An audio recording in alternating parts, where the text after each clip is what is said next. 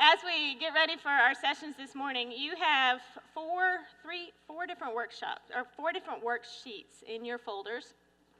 On the left side, the cover sheet is a word search that if you're one of those kinetic learners and you like your hands to be moving while we're talking about things, here's a word search with words of everything or many of the things that the Board of Ordained Ministry has responsibility for.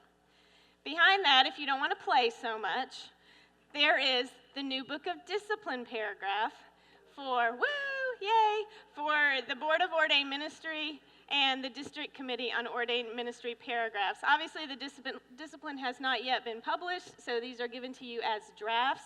We believe these are as accurate as we understand them to be based on the past legislation from General Conference. However, the discipline is not final until it's published. But you do have these for reference as you begin your work this week. And then the last worksheet you come to is an outline of your session today. I'm calling this session BOM 101. When we sent out the pre-event surveys, many of you responded with, we need to know the breadth of the work of the Board of Ordained Ministry. And we also need to know disciplinary changes. So last night we started talking about the why of the organization. Bishop Steiner Ball helped us frame the conversation around what leadership should be. And then Dr. Heath challenged us to think about why we do what we do and how we can prepare clergy leaders to be and lead for the church of tomorrow. So this morning, we're going to switch our focus a little bit and talk about what the BOM is charged with doing and some of the how we're supposed to get that work done. So as we begin, let's get a sense of who's in the room. How many of you are returning to board work for the 3rd quadrennium? Congratulations. How many of you are here for your 2nd time? Great. And then how many of you are here for your 1st quadrennium? We welcome you. Yay. Yay. That's one of the great things about the work of the board is that I like that we have the 3-tier rotation and we can learn from others' experience, but we still bring new conversation into the room. So we're going to start this morning with a basic framework to help you in your conversations throughout this week. Now, I want to also know, how many of you are wondering how you got asked to serve on the board and to be one of its officers? Yay, all right. Honesty is a good thing, yep.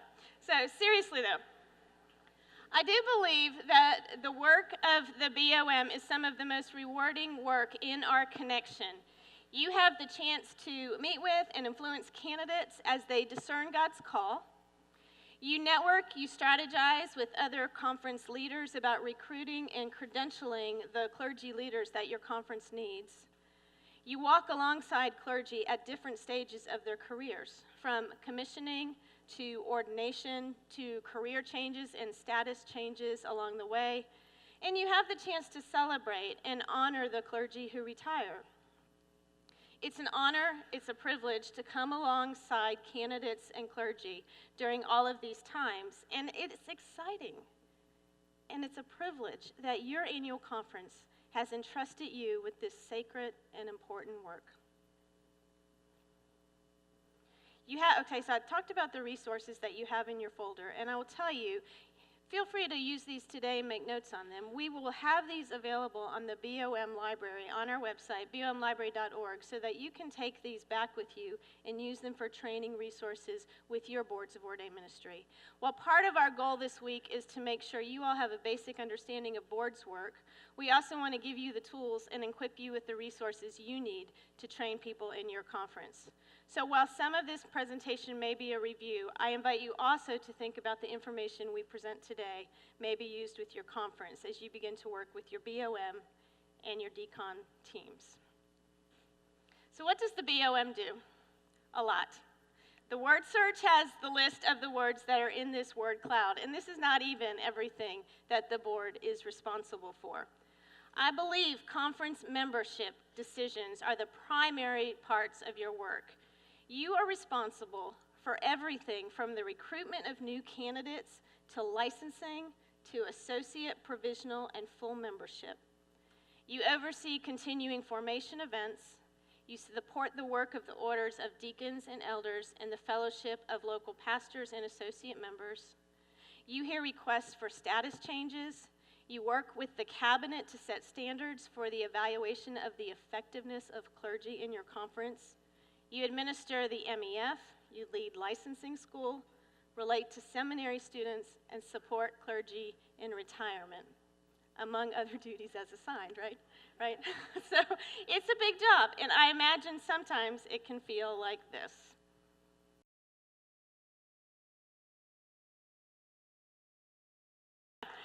That's a scene from Apollo 13, if you're not familiar with the movie. It's one of my favorite scenes from that movie. BOM work is challenging, and while it may sometimes feel like you're squeezing a square peg into a round hole, we hope to this week prime the pump for you to think in new and innovative ways as you consider the needs for leadership development in your conference. The world has changed. It isn't changing. It has changed, and we cannot provide one technical fix that applies in all situations. We are challenged to be responsive, to be capacity builders, to think strategically, and to prepare leaders for a changing church in a challenging context. I hope we'll be able to expand your understanding of the work of the BOM, and I hope you'll be challenged to think of new and innovative ways your conference's BOM can provide leadership in your setting. So as you think about fitting this into the hole for this, using nothing but that, I encourage you to be creative, to wonder, to ask what if, and to share your questions and ideas with colleagues from around the connection. As you enter into this week, take a moment on your worksheet now. Write one sentence that summarizes your current understanding of your BOM's work or the BOM's work. And then note also any questions you may have and what you hope to learn this week. We'll take just about 30 seconds to do that. I know, just 30 seconds. You can do it.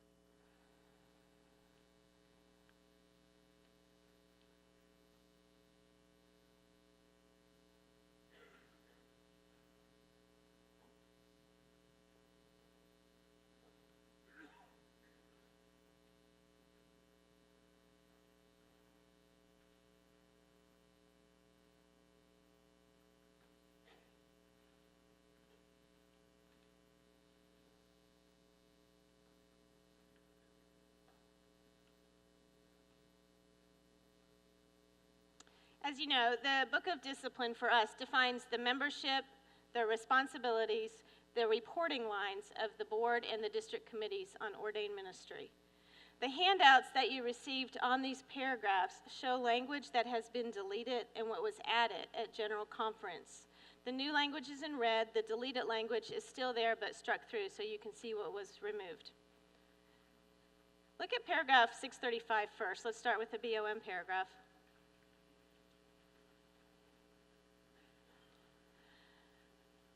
If you scan through that, and that's a long paragraph because of all the responsibilities of the Board of Ordained Ministry as well, and if you scan to the new language in red, the General Conference, I believe, and I believe the delegates who were there would tell you this was the intent when they passed this legislation, was to broaden the scope of the BOM's work from caring only for licensed and ordained ministry. They expanded the responsibilities to care for conference needs as related, and I quote, ordained, licensed, certified, and assigned ministerial leadership. You see that for the first time in paragraph 635.2a is where it starts, and you can see that language follow throughout.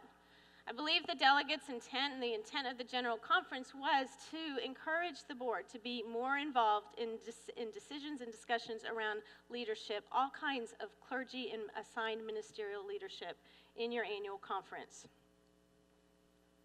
Tomorrow, Blake Bradford, who is from the Arkansas Conference, will lead us in a plenary session that will help your teams begin to think strategically about how to accomplish this work. And then if you look at paragraph 666, isn't it great that the district committee paragraph number is 666? So, I know, I know. So if some of you, those of you who write legislation, if you could add a 600 paragraph or delete one at the next general conference so we could change that, that'd be great. Anyway, paragraph 666 is the district committee's paragraph. The changes here also, and we did not really change a whole lot with the district committee paragraph. The changes here, however, did clarify that the superintendent shall not chair the district committee. And that's to really emphasize the responsibilities of the board and the district committee and the responsibilities of the bishop and the cabinet. A requirement then was added for the DCOM to make reasonable accommodation for cultural and ethnic racial realities and language translations for candidates. We'll shift now to talking about the membership and the specific responsibilities of the BOM. So let's raise our hands again, or you feel like standing or raising your hands? We'll do raise hands. Okay, if you are laity here, please raise your hand. Thank you. Thank you for your work and your service. It is an extra effort.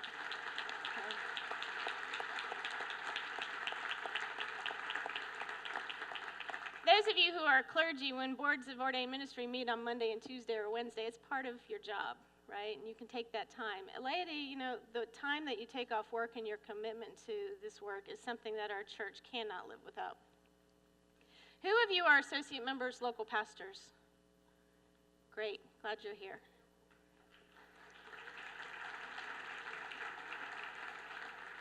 Deacons? Yay, look around. All right.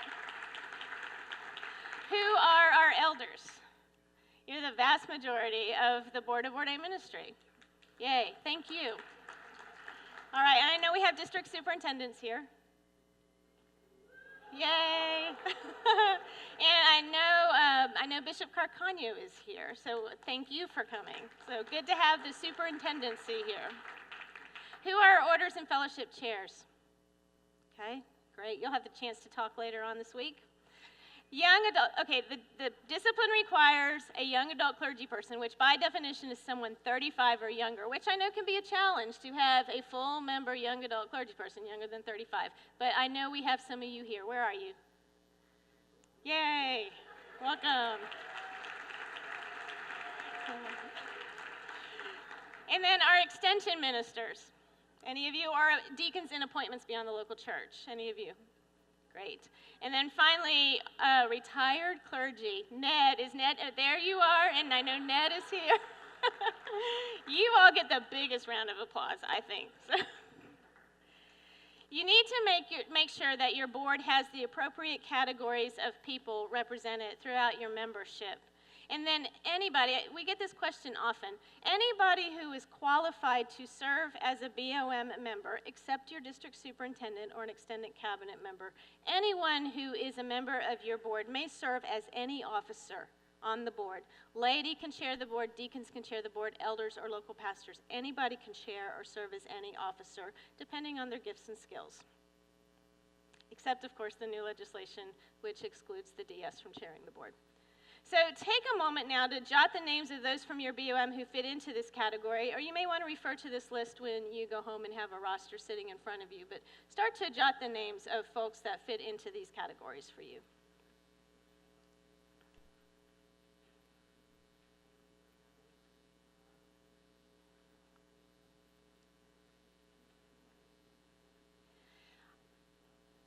As we move through the rest of the presentation, we're going to talk about the organization of the board. We're going to talk about the membership of its committees and the responsibilities of some of its committees. This is where the discipline can be our friend. The discipline outlines some things of how you should be structured and who your members should be and what committees you should have, but it's not prescriptive on many things. So you do have a lot of freedom to organize your board in such a way that it meets the needs of your conference context. Once the requirements are listed here by the discipline are fulfilled, the BOM can organize, you can set up the committees you need to fulfill your program functions, and you can have the people you need to be on your executive committees. Other officers are implemented as needed, and while we do have the officers listed as our chair and co-chairs, our registrars, our orders and fellowship chairs, and the vocational discernment coordinator, typically the conference relations chairperson will serve as a member of the executive committee. Typically, the district superintendent, who is a liaison to the board and the cabinet, will serve on the executive committee. So we encourage you to round out your executive committee to help you meet the needs that you need to meet. And again, the discipline is not very prescriptive for which committees the board should have, except for a couple. The executive committee is required, and the conference relations committee is required. In 2008, the General Conference passed legislation to require that all boards have a conference relations committee.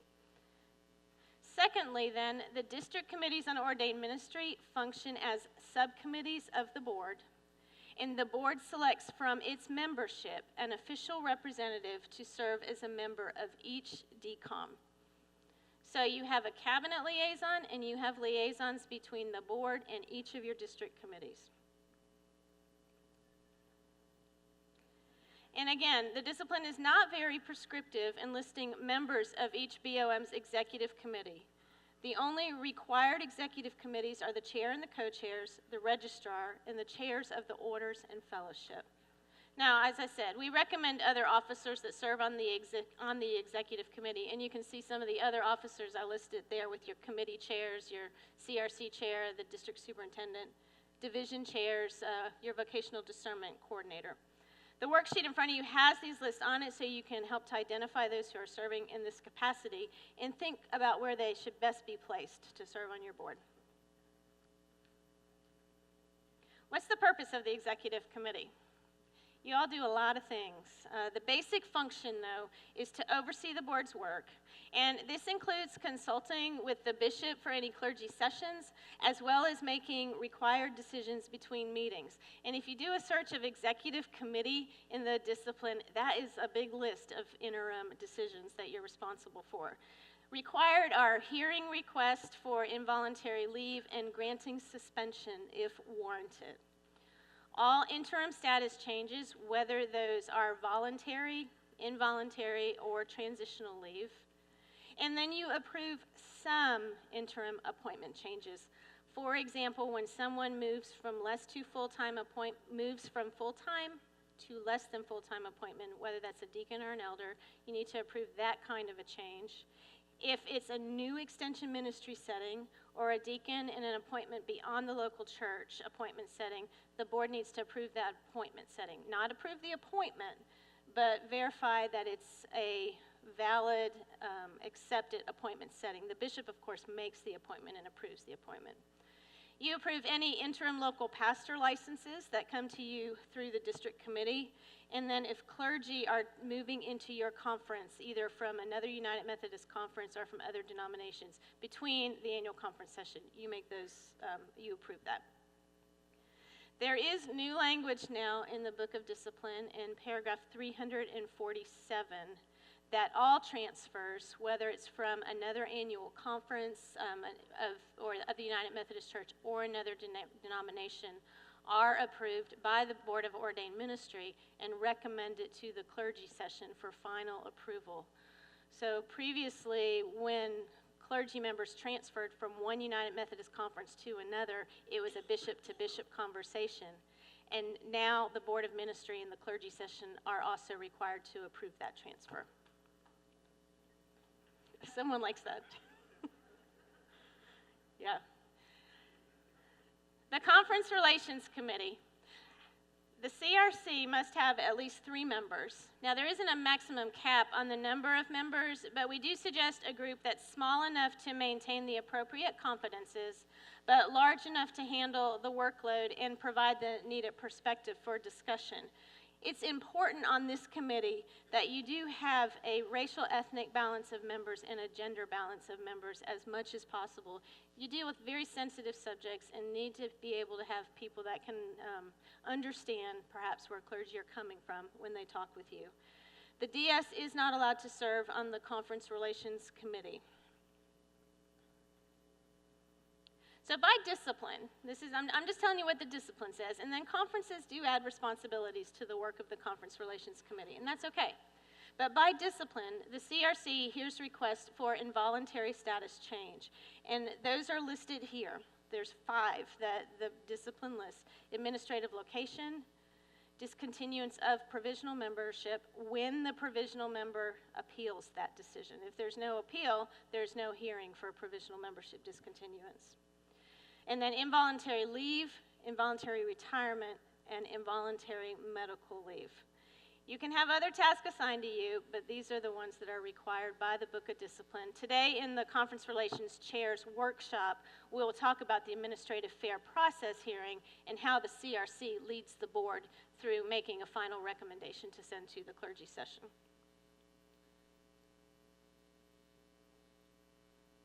Again, the discipline states that the district committees are subcommittees of the board. The board is responsible for training the district committees and for assigning one of its members to serve on each DCOM. Another area of interest that came up in your pre-event surveys was more information on training DCOMs and more resources for that. We could not fit everything into this week. So I spent some time yesterday with the candidacy registrars talking about DCOM work. We'll be offering a webinar near the beginning of November on how you can better train your DCOMs, and then we'll have some finalized resources for you to share with your DCOM. So be watching for announcements about that if that is something that you are interested in participating in. We just couldn't get it all in this week.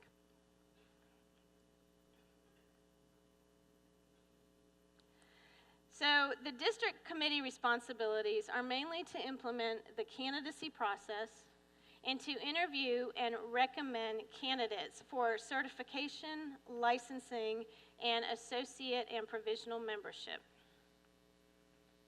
And when you look at the DCOM chart, if you were to list the full responsibilities for the DCOM, it would be almost as expansive as what the Board of Ordained Ministry has to do, especially in the care of local pastors. The main relationship of local pastors is with the district committee. So as you care for, and as the local pastor population grows across the denomination, the work of the DCOM continues to grow along with that.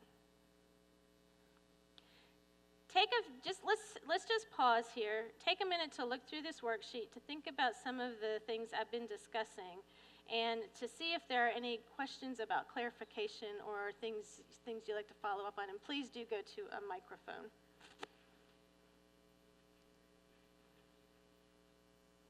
Tom, yes. Microphone 3.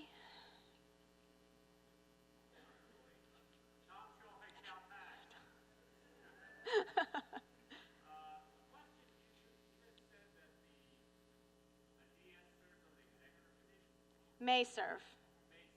May serve.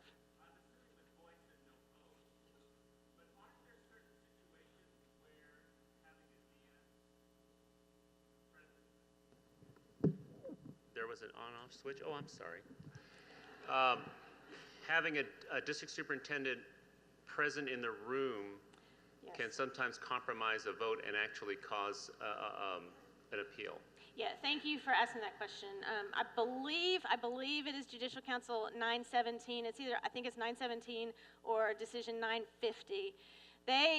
Those decisions state that if DSs are not to be present in the room when there's a conversation going on about any involuntary status change with your clergy. So whether that's discontinuance of a provisional member or you are talking about involuntary leave with a full member deacon or elder, DSs are not to be present for the deliberations and for the vote related to involuntary status change.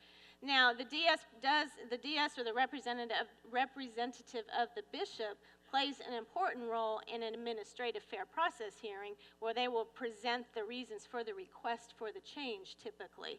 But once they present the reasons for the request and the hearing is over, the DS needs to exit the room for deliberations and for the vote. Thank you.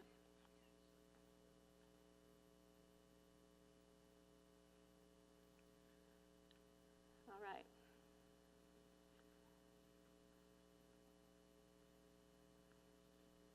Okay, look at this word cloud again.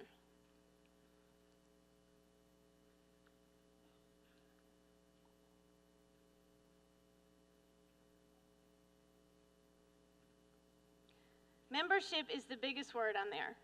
Making decisions about status and membership recommendations will likely require most of your time. So I break the Board of Ordained Ministries functions down into two major categories. The first is the conference relations and membership recommendations, and then the second is program functions. Conference relationships, membership recommendations, and requirements, I believe, are more standard across the denomination. They're driven by what the discipline says. And then program functions, of course, are going to vary based on the needs of your conference. So keep in mind, too, when you're making conference relationship and membership decisions, that all BOM decisions are recommendations to the clergy session. Nothing is final until the clergy session votes on the recommendations that you make. And as a side note, the question will come up then, what does the clergy session get to know when you're making a recommendation about someone? Yes. And read that. It's in that paragraph 635. I believe it's point 2L. Is a statement on confidentiality, and that comes out of a judicial council decision. The clergy session, the Board of Ordained Ministry, the district committees, whoever is making decisions about candidates and clergy and status change, they do have the right to know what they need to know to make an appropriate decision. Okay? Now, follow that up. I believe there is a flip side to that statement. While the clergy session has the right to know what they need to know, you are bound by a covenant of confidentiality when you are talking about personnel decisions for your annual conference, okay? So, you run the risk every time you open information up to a group of people that people are going to use that information inappropriately. But it's good, it can never hurt to remind people that they are bound by confidentiality. We make some serious decisions about people's lives, and we don't need that information being broadcast. Now, the candidate or the clergy involved, they can say whatever they want. They have the right to say it. But you as an agent of the board and as a member of the clergy session are bound by keeping those things confidential. Does that make sense? Need to know, balanced with the responsibility of confidentiality. In the BOM handbook, we don't quite have the BOM handbook ready yet, but the new 2016 handbook will be ready by the end of this year. Chapter 1 talks about the different program functions of the board. And then additionally, the handout that you have in paragraph 635 lists different program functions. See all those subpoints in point 2. It's a lot of fun. Last quadrennium it went to Z, I believe double A, and now it's back to just Z. So you only have 26 identified functions, right? And most of you are volunteers, right? Yeah, right. I know. I do happen to serve as a member of my Board of Ordained Ministry from Indiana, and that's one of the joys of my ministry, so I'm glad you're here. So I do that because I think it's important, and many of our staff serve on boards so that we have the opportunity to be involved in the conversations that you are having. These are the program functions: enlistment, recruitment, theological education, mentoring, residence in ministry, developing the standards for evaluation and effectiveness, providing support for your ministerial leaders, and overseeing the ministerial education fund. And that's a summary. So I don't give you this list to overwhelm you, but I do want to give you a starting point to fill out your understanding of your current BOM programs. As I said, tomorrow we'll be doing some strategic planning and creative thinking about ways we can consider how the board can lead the conference in the recruitment, development, and support of licensed, ordained, certified, and assigned ministerial leadership for today's church and for the church of tomorrow. So to consider how to move forward, we need to know where we are now. I hope this picture provides a good starting point for you as your leadership team talks about where you need to go and how you need to get there. The worksheet in front of you has a list of membership and program responsibilities for you to refer to. So let's take 3 to 5 minutes. Let's take about 5 minutes right now. Looking at the list of membership and program responsibilities, and talk with your colleagues around you to see how your board is doing this work. Start filling that worksheet out. So this can be a reference as you begin your other conversations for this week. And we have 5 minutes to do that.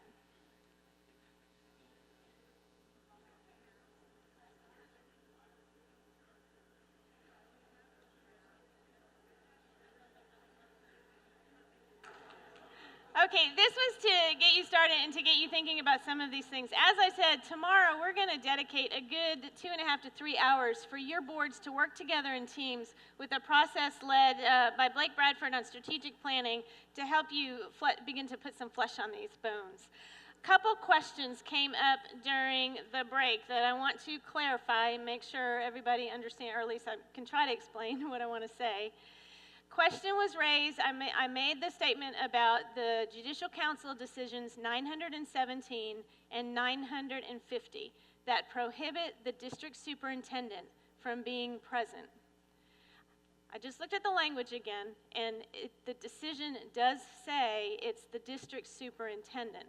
So all I can speak to is that's what that says. I can't speculate necessarily on if an extended cabinet member were to be in that kind of situation, or if the assistant to the bishop was to be present, who is not a district superintendent, but who is really a member of the cabinet. Can't speculate on what the discipline would say or what the Judicial Council would rule. Read the decisions for yourself to see the language if that's helpful. I would, though, caution you, if you get into a situation where there is an involuntary hearing going on or a tricky deliberation, does it put your board at risk to have an assistant to the bishop or an extended cabinet member involved in that conversation, or is it helpful? You need to make that determination. We have seen over the past 8 years or so, and these decisions are older than 8 years, we have seen over the past 8 years or so a growth in a job that combines the assistant to the bishop responsibilities with board of ordained ministry or clergy leadership responsibilities. So that kind of position hasn't yet been tested to see if it muddies the water too much between the role of supervision and the role of credentialing. So I always do recommend to proceed with caution, but all I can tell you is the wording in the current decisions. The other question that came up is, when does the clergy person receive a fair process hearing? The fair process hearing is required all the time when there is an involuntary status change being requested for full member deacons and elders and for associate members. For a provisional member, if you are discontinuing that person involuntarily, that person receives a fair process hearing if and when they ask for it. Okay? It's optional for them, but if they request it, it is mandatory. So what you need to do if you're discontinuing a provisional member is tell them of their right to request a hearing and inform them you will have a hearing if they request it. But yeah, so does that help to clear up a little bit of the confusion? But for everything else, fair process has to happen. There has to be that administrative fair process hearing. Are there other questions? We have a little bit of time when one more thing to do before we wrap up. And if you please do go to a microphone. Yes.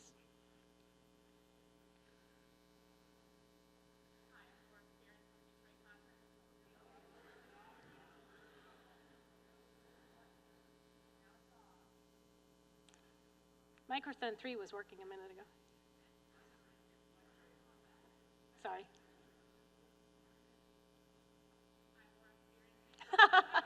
I tried. Hi, Laura. There you go. Hi, sorry. Laura Spearin from Detroit Conference, soon to be Michigan Conference. Could you talk for a moment about the vocational discernment coordinator position? We've never had one, and there's confusion over, is it entry into the process, exit from the process? Okay. Just yes. what that covers, what it could look like. Does a committee go with it? Is it just one person? Could it be a staff person? All those, yeah. Give us a spiel. Okay. The vocational discernment coordinator was a position that was put into place in 2012 at General Conference. It was a recommendation that came out of the study of ministry. The focus on this person was really on the entry, the recruitment and development and mentoring of new candidates. It was a person at a board level that was put into place to kind of oversee the whole candidacy mentoring process particularly, so that discernment could be a conference-wide initiative and there could be consistency across the annual conference. This position is done a number of different ways. Conferences that have staff often assign the responsibilities of this position to a staff person, full-time or part-time, paid or sometimes volunteer, but really it's for the recruitment and not so much for the exiting process. And really focusing on mentoring and discernment and having a high-quality program in your annual conference for candidacy mentoring. Okay. Before we close, I'm going to invite Myron Wingfield forward. He wants to share with you some of the conversation that we've been having around some of the larger church discussions that are going on.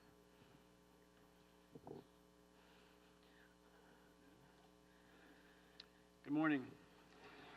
At 4:45 this afternoon, you'll have multiple opportunities for strategic networking gatherings, and you'll see that in your program guide information.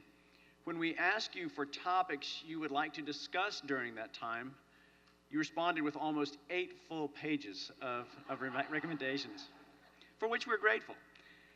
As a result, we've established 35 networking opportunities during this event for you to engage those topics, including number 35 on the list, no real subject, just wanting to talk to some other folks, smiley face. That's for the laid-back but extreme extroverts among you.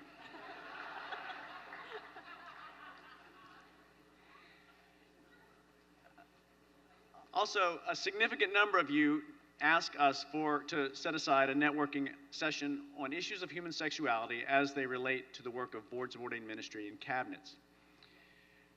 But we, in discussing this, chose not to include that on the list, and we want to explain to you why.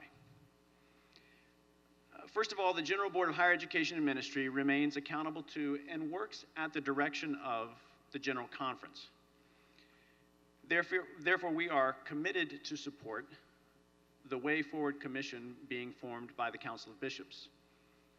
And along with the rest of the church, we await the guidance of the Council of Bishops regarding the Way Forward Commission, and we offer our agency staff and resources to assist if needed. Also, ever since the General Conference and the Council of Bishops proposed a way forward, the staff of GBHEM has thought and talked and prayed about how we can, as an agency, best be of service to the church in the current context. We are convinced, and we have shared this with our board of directors, that the key issue among us is the question of unity.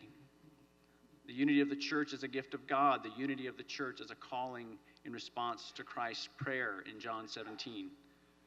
The unity of the church in light of our unresolved questions regarding human sexuality, and the unity of the church in light of our common desire to provide a faithful, united Methodist witness.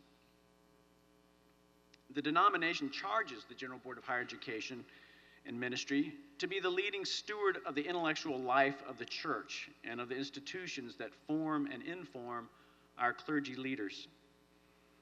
Therefore, in partnership with the Association of United Methodist Theological Schools, GBHEM is in the process of bringing together an informed theological conversation, including professors from the 13 United Methodist Seminaries and Asbury Theological Seminary here in the United States, as well as professors from some of the seminaries located in the Central Conferences, for a colloquy on the unity of the church and human sexuality toward a faithful United Methodist witness.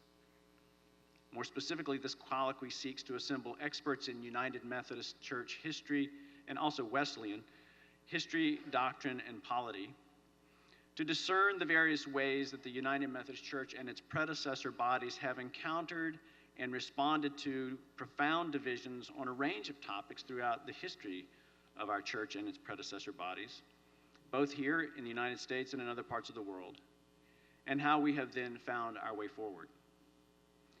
In hosting this colloquy, we want to be clear that we are not preempting the action of the Council of Bishops, but instead intend to proceed with the knowledge and support of the Council of Bishops, and we introduced the plan for a colloquy with the understanding that it is offered in collaboration with and following the lead and guidance of the Council of Bishops and their plans for a Way Forward Commission.